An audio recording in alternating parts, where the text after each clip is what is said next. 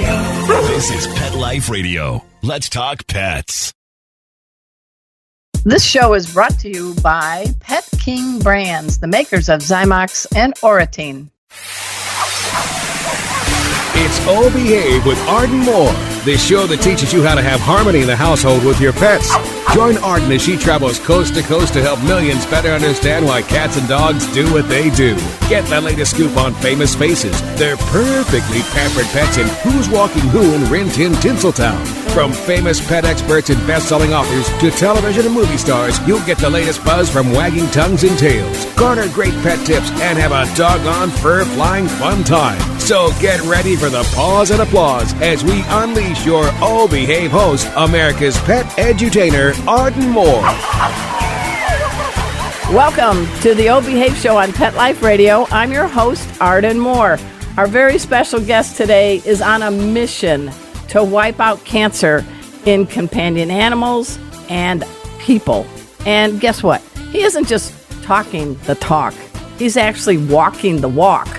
Again, please give pause and applause to the founder of the Puppy Up Foundation, Luke Robinson. So glad to have you back on the show, Luke. Hey, Arden, how are you? It's great to be with you. And Pet Pals, Luke is getting ready for a major walk starting on September 4th. He wants you to join him. And you're going to discover in this show all the details after we take the commercial break. So sit, stay, get your sneakers laced up. We'll be right back. Time for a pause. 4 furry ones, actually. Sit and stay. Oh Behave will be right back.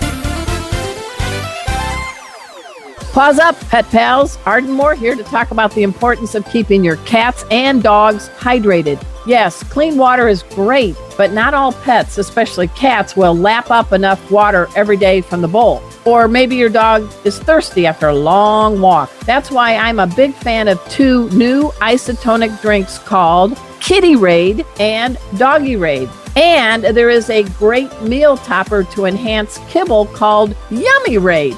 They all contain electrolytes and amino acids plus prebiotics. And they're all veterinary approved. Nice, right? Now, my furry Brady Bunch love them. Find out where you can get your paws on these healthy, hydrating drinks and gravy-like meal topper by visiting doggyraid.com. That's DOGGYRADE.com. Drink up, pets.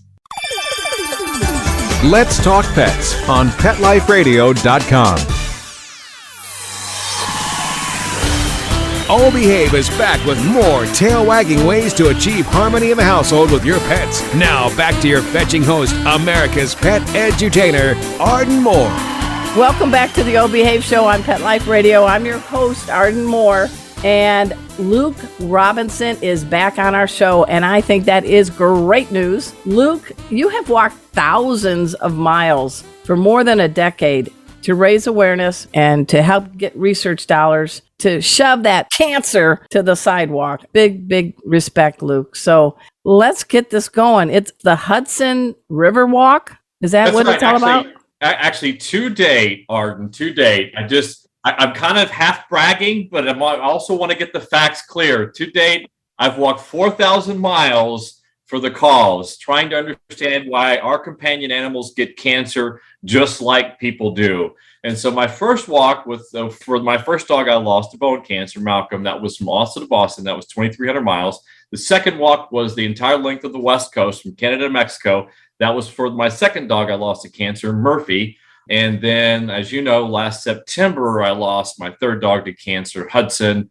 And so we're gearing up for my third cancer walk. This one's not cross country. I'm a little bit older than my first walk, so it's just 300 miles. But the great thing about this, Arden, is it's alongside the entire length of the Hudson River. So Hudson beautiful. Was actually named in honor of the Hudson River, the woman that actually blessed my life with Malcolm. And so in honor and memory, in the spirit of Hudson, we're going to walk from where the Hudson River begins in the Adirondacks at Henderson Lake, followed all the way down the Adirondacks through the Hudson Valley, down to New York City, where it ends there in the East River. So your first walk, Austin to Boston, now you're coming to the Big Apple.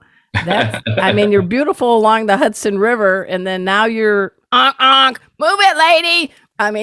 So there is a little bit of a terrain change, isn't it, at the end? There is. Well, actually, we did walk through New York City in my first walk. Okay. Austin to Boston, we made our way, but we did the GW Bridge all the way through Harlem, all the way down to the Brooklyn Bridge. Walked over the Brooklyn Bridge, and then mostly through Long Island. Which, being a guy from Texas, I thought Long Island was named after somebody named Long. But when you walk across it, you realize that's a Long Island. So I made it all the way to Jefferson City, and then we took the ferry over to Connecticut. But this walk, the terminus, the end of the walk, is actually in New York City.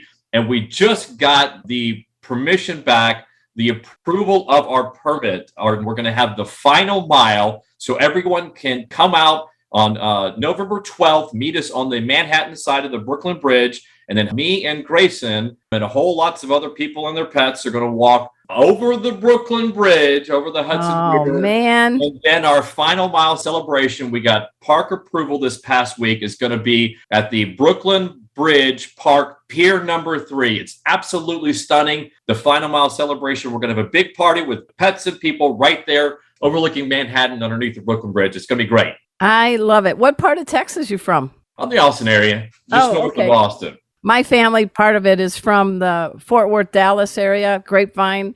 And so I've been living in Dallas now for the last 6 years. So just wanted to find out. Austin's weird, and that's good, right? It is. It's interesting. I love Austin, but I also love the DFW area. But I grew up right on the I-35 corridor. So it's kind of split. It's kind of split between the weirdness of Austin and the Bible Belt of Waco. So where I grew up is kind of the in-between.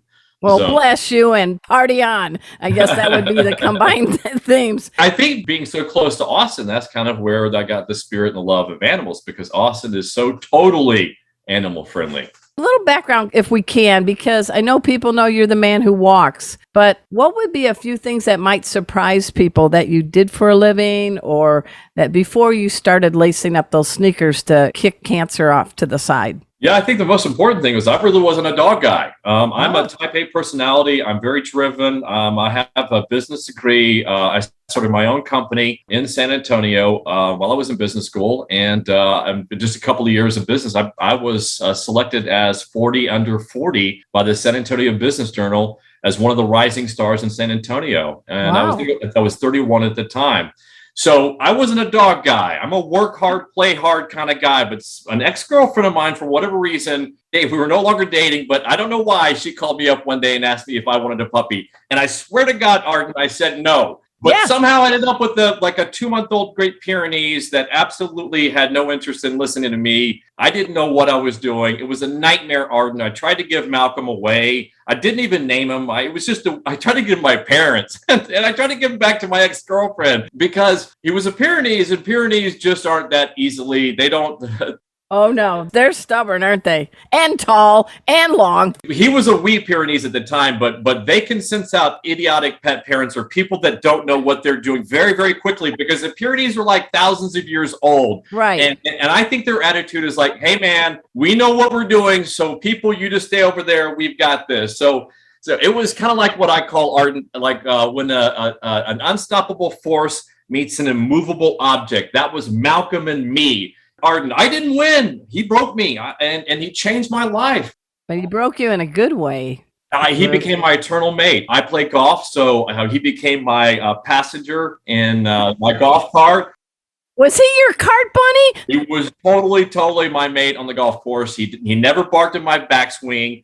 Did he give you any advice on your dogleg hits? Nothing can help out my golf game. So me neither. I had a husky named Chipper, and I was playing a lot of golf, and my short game was great when I'd go, Chipper! That's awesome. I didn't know you played, because it's so rare to find people in the animal world that play golf. I've seen with hundreds of pet families, dog families across the country, and I think I maybe one or two of them actually played golf with. But I always got my money's worth. I was double par pickup. If you blow it, just keep moving. But I would hit the shots where the easy shot I would miss, the most impossible shot. One time, literally, there was a creek between me and the green, and I was chipping on, and it was going in the water. a turtle rose up. I hit the shell of the turtle and it landed in the hole. Wow. That's like a once in a lifetime shot. That's better Never than a done hole in one. anything in my life. Yeah. Did you take your kids out to play golf with you? I did take Chipper once, but there was a lot of restrictions, but yeah. So, but you understand is that Malcolm very quickly became my mate, my mate in life, and he changed my life. And so when I was diagnosed with cancer, I just knew that the rest of my life would be devoted to trying to understand what took Malcolm from me. And then I've subsequently lost 2 additional. Is that bad karma, or is that something that's destined? And I'm praying that you're done with cancer in your personal dogs.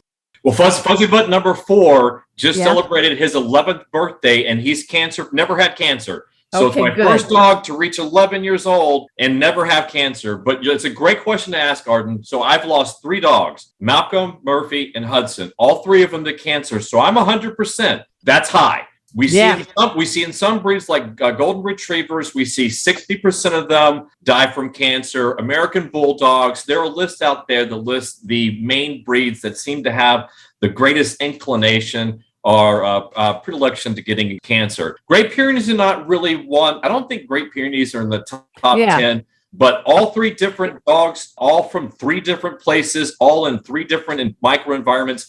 But we know now, Arden, the statistics are staggering. Everyone's sort of in agreement now. We're using the 6 million new cases of cancer in dogs every year. So that's the number that we're using. So that in of itself is astonishing. Yeah, let's talk about that, because we have done a lot advances in veterinary medicine just in the last decade, and pets are definitely part of the family. COVID made them even a stronger bond. So we have telehealth medicine, we have research, we have the Morris Animal Foundation, we have groups like yourselves. I mean, it's like you're putting an army together, Luke, to battle the worst enemy that could happen to a dog, and that's the C word, cancer. Well, what we're doing, what the Puppy Up Foundation is doing is different than any of the other organizations in that pet parent empowerment is part of our mission. We have Puppy Up walks all around the country. Unfortunately, Morris Animal got rid of their walks for whatever reason, and they're focused on that. Yeah, they did. And they're focused on the Golden Retriever study right now. But pet parent empowerment is a critical and perhaps maybe the most important part of the Puppy Up Foundation, because unfortunately, there are only 500 or so veterinary oncologists in this country, and they make a lot of the decisions on behalf of pet parents, and most of them are great, but there's not really any group out there to make sure that pet parents are getting the best standard of care, the gold standard of care in cancer treatment. And I wanted to mention the 6 million dogs, new cases of cancer in dogs every year. So historically, the Puppy Up Foundation has been focused on research. So we've been funding clinical trials, trying to understand why dogs are getting cancer. So my previous 2 walks raised money for that purpose, cancer research. Walk 3, the Hudson River walk, our focus, we've added a new pillar to the Puppy Up Foundation, and that is cancer treatment. So since we have that high number of 6 million new cases of cancer in dogs every year, most of those go untreated. And unfortunately, that's because of financial reasons. Yeah. One of the worst reasons in the world is our companion animals are not getting the treatment they need because people can't afford it. And that's unacceptable to me. We need to address the supply side and the demand side in cancer. Well, it sounds like somebody's using their business knowledge and their compassion for pets to make this walk very special, very relevant. Hey, everyone, we're speaking with Luke Robinson. I want you after the show to go to puppyup.org. And he's going to tell you for the specific walk along the Hudson River, how you can help. I believe you go to hudsonriverwalk.org. But let's keep talking, because together we can make a difference. So, sit, stay. We'll be right back.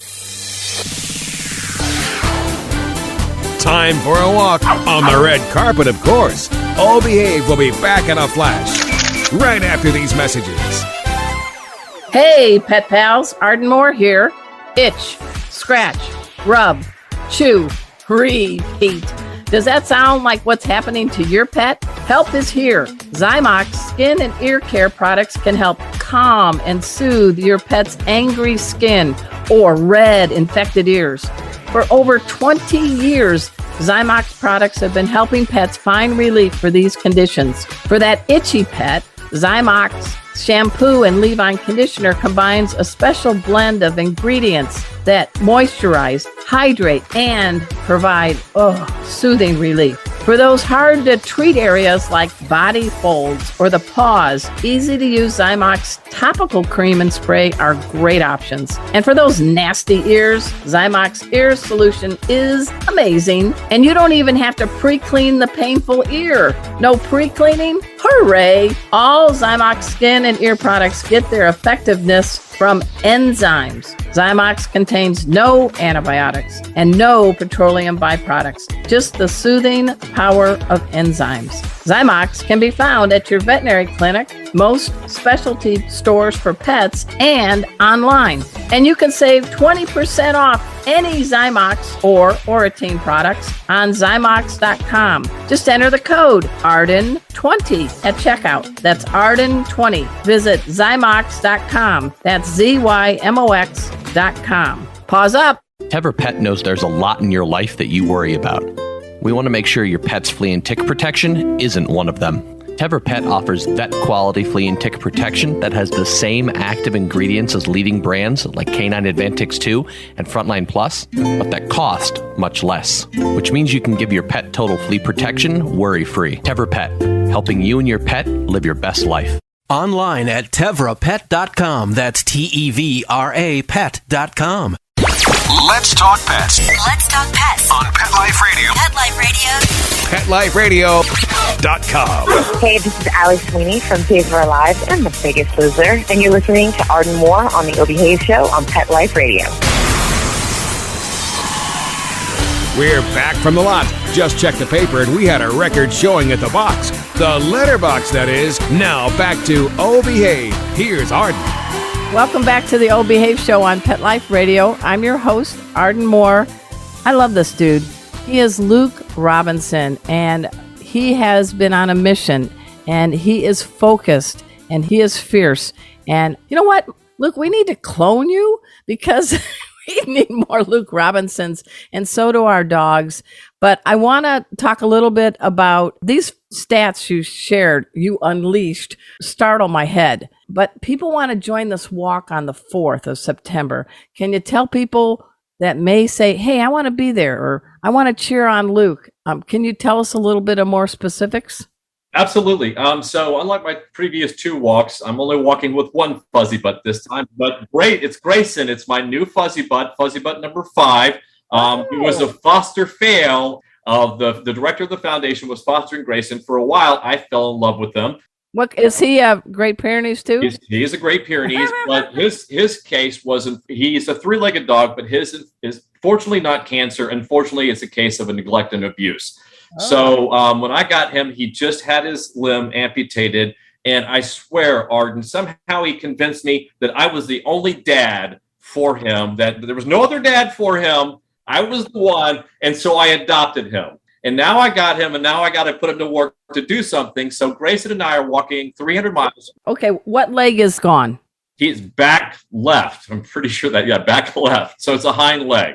Oh, is that good or bad? I always get confused. I mean, dogs are so adaptable, but is there more weight bearing on the front leg or back legs? Large breed dogs carry 60% of their weight on the front legs, typically. Okay. So, but that's problematic in different ways, right? So every good thing has typically a bad thing. Nature offsets everything. So, but we have Eddie's wheels, just got a wheelchair for him. Oh, I remember Eddie's wheels. Wow, that's been a while. Yeah. So we're not only going to be walking in 3 legs, but some of the areas of our walk that might be a little tougher on him, we have Eddie's wheels as a backup. So we'll be doing that, but we'll be walking along the Hudson River the entire way. It will be a 10-week walk starting September 4th. That's when we launch Henderson Lake up in the Adirondacks. We're not really having a big celebration for the launch because of where it's located. And I don't think there's any cell phone service for the first 15 miles of the walk.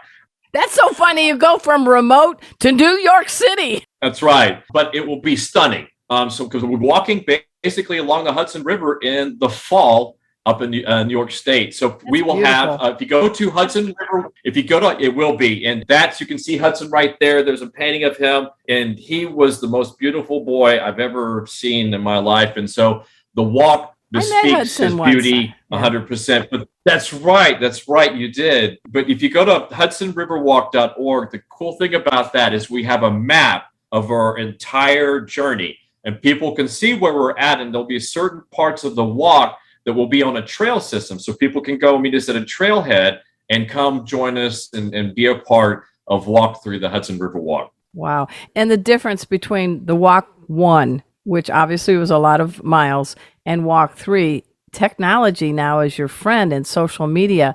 Every walk, every step you take. Don't worry, I won't sing. Every movie, I'll be watching you. Sing better than I do. Yeah. So, but what I'm saying is you have, since the first walk, things have advanced, not only in cancer research and hopefully treatment, but you also now get the message out easier, cleaner, bigger, right? I think so. Well, the first walk, I think I had some crappy cell phone that was donated by a radio show host or something like that. And it was just the most awful thing. Then I got a Nokia. This was pretty much before. And then by the time I got up to the New York area, the iPhone 1 came out. So that's how long that was. But we use social media. We use all the tools. But you actually spoke to something a second ago that I really want to talk about is that between walk 1 and walk 3, this walk is basically 2008. So 14 years. And in the 14 years since I've been a cheerleader, an advocate, and we've been raising awareness and educating people about cancer and companion animals, so many more people know about the deadly pandemic that is cancer in dogs. So the great thing that we're doing, though, the other big difference between the first walk and walk 3 is that the 80% of the funds that we're raising, well, first off, it's the goal. The first 2 walks, we never really had a goal because they were so long, it took so long. So we never had like a start and a finish, right? Right. But this is 10 weeks. We're starting September 4th. We're ending November 12th is the final mile. So we have 10 weeks to make this walk essentially. And so we have a specific goal. We're raising $100,000 for the Hudson Hope Fund. So $100,000 for Hudson's Hope. Okay. All right. So 10 weeks to raise $100,000 for Hudson's Hope, and 80% of that is going to cancer treatment. Treatment. And so the 14 years since we've had the Puppy Up Foundation, I think it's 12 years since we've had the foundation and raising money, that we have all these new tools to treat dogs with cancer, but those come at a high cost. Yeah. So the great thing about this newly created Hudson's Hope Fund that we created is that the grants that we give are up to $7,500 that goes to cancer and diagnostics. So it probably won't cover the entire treatment, but like with radiation and chemo, it will cover a considerable amount. So hopefully we'll be able to in the future partner with the insurance companies and maybe Care Credit. And there's a co-fund my pet. .com that's doing some really cool things. So with partnerships and collaborations, we hope to offer an end-to-end solution for the pet parent that gets the initial diagnosis. Your dog has cancer. They freak out. They're not thinking about money at all. They just, oh my God, my dog has cancer. I have no idea what to do. They're crying like the first time I got the bone cancer diagnosis in Waltham, Mass. with Malcolm. I have no idea. I didn't even know dogs got cancer. And that at least that once they get over that initial shock, that we have a solution there to offer them that, hey, you don't have to make the worst possible decision. Economic euthanasia. Yep. Economic euthanasia. Absolutely. No pet parent should ever have to make that. No, I know what you mean. It's not even a decision. They're compelled. It's forced upon them. Yeah. Yeah. And you know what? I really appreciate you distinguishing the evolution of the walks that you make. And the other thing is, any tips on walking a long time with a dog each day? I know how many miles you hope to do each day with Grayson. Is there some tips you can give people to keep everybody healthy and things like that? That's great. I call it epic walking with a purpose. You could do a couple of miles, you could do 5 miles, but do some epic walking with your pets. And people look at it differently than I do because I've done it 4,000 miles and we haven't been killed and haven't, thank goodness, knock on wood, we've not had any major incident to date. This is a different situation. We're walking with a 3-legged dog and it represents its unique circumstances, but all of them are the same in the sense that I'm just walking a dog for a mile. So how we train, Arden, is that We walk for a mile, and then I assess how Grayson's doing. If he needs to stop and rest, then we'll stop and rest. Okay. Then if he's doing fine, we'll do another mile, okay? After 2 miles, we'll probably stop and then take a longer rest, and then we'll snack, we'll get water. But the most important thing is never be in a hurry, right? If you're in a hurry, if you feel like that you have the pressure of time, then you make mistakes. And my walks are the most risk-averse walks ever. We're not out there, we're not gunning it, we're not taking unnecessary risks. This is my boy. Grayson didn't make the decision to do this. I made the decision to do this. It's all on me. I carry the onus and that responsibility. So I'm doing it smartly and responsibly. We've trained with Dr. Heather Laros here in Memphis. She's awesome. Nice. Shout out. Nice shout out. Yes. Yep. She's great. She's great. And she's overseen his training 100%. We went through heartworms. And how old is Grayson? Did you say? A little over 2. Okay. Yeah. All right. And you touched on something really near and dear to my heart just now. Heartworm prevention. Ticks are everywhere, parasites, things like that. My little dog, Emma, my Gemma, never had a 8-pound dog in my life before. Came to us during COVID. No collar, no microchip, looking like a zombie dog, full of heartworms. We worked with our veterinarian, saved her life. She's 3 years old. She's walking like 2 to 3 miles with me. And awesome. But I'm saying you are taking cautions for Grayson. And I like these tips. Pace yourself, pace your dog. I mean, when you're walking with your dog, you shouldn't be like, I gotta go, right? Right. And don't be distracted. I can't be on the road because I'm on highways. We're not doing trails. I'm on highways, byways, back roads, country roads, farm roads. So I have to listen. I have to hear. I'm everything. I'm his guard. I'm his protector. I walk towards traffic. He's to my left. If it looks like somebody's going to hit us, I push him and me off the road. I protect him at all times. But when most people walk their dog, they're in a park or in a secure, safe area. And so they tend to listen to their headphones or earbuds or they tend to talk on the phone. And the one thing, you can do that fine if you're just doing a power walk. But if you're actually going to do epic walking with your companion, pay attention. That's another thing. That would be number 2 or 3 on the list. I don't really keep lists because these are almost intuitive or instinctive. But pay attention. Always be listening to your companion. See how they're doing. Talk to them. Because making it interactive, you make it less of an exercise, more of an enrichment. I think you and I have talked about enriching the lives of your companions. And for me, I think of epic walking as more of an enrichment, not just like of a task to get done. We got to go out there and get 2 miles in. So I think those are simple things to think about. I think they're brilliant in their safety. You're enriching and you're bonding. Nice. I mean, move over Forrest Gump. Everyone, we have Luke Robinson on our show, and I want you to get the info on it. I want you to do what you can to help dogs and kick cancer to the sidelines. There's 2 sites I want you to check out, puppyup.org. And I also, for this walk that starts September 4th, please, everybody, go check out hudsonriverwalk.org. Any last comment you want to give, Mr. Luke? I couldn't have actually wrapped it up better than just saying, enrich the lives of your companions with epic walking or whatever. I mean, they are with us for such a short period of time. I mean, what we try to do at the Puppy Up Foundation, I guess what I've always tried to do with my podcast, everything I work on, is trying to think about enriching and extending the quality of life of your companions. Because I know Malcolm, my first dog, was diagnosed at 6. And that was in 2004. I didn't even know dogs got cancer. So he was DX'd at 6. I lost him at 8. He was the dog that changed my life. From that ex-girlfriend, damn it. Most nearly the biggest inflection points in my life were because of an ex. Actually, the second dog I got was also because of an ex, Murphy. So Malcolm and Murphy were both because somehow I got the dogs and kept the dogs, but ditched the girls, which is... I think there's a Netflix series here. I don't know. Maybe so. I'll watch. Hey, I really do salute you, Luke, and what you're doing to kick cancer. And I like that you have a focus to help this time for grants for cancer treatments.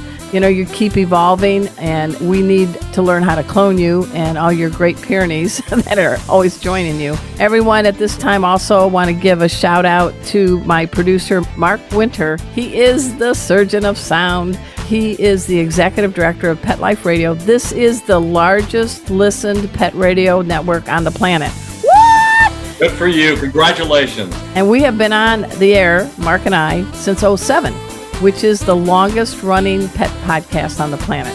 So that's pretty cool. And he taught me how to not pop my peas. So that's awesome too.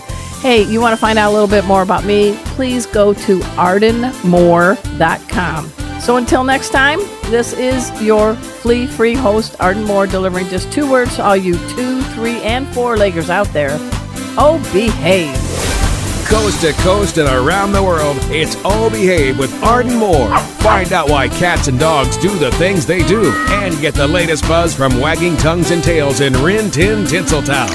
From famous pet experts and best-selling authors to television and movie stars, you'll get great tail-wagging pet tips and have a fur-flying fun time. All Behave with America's pet edutainer, Arden Moore.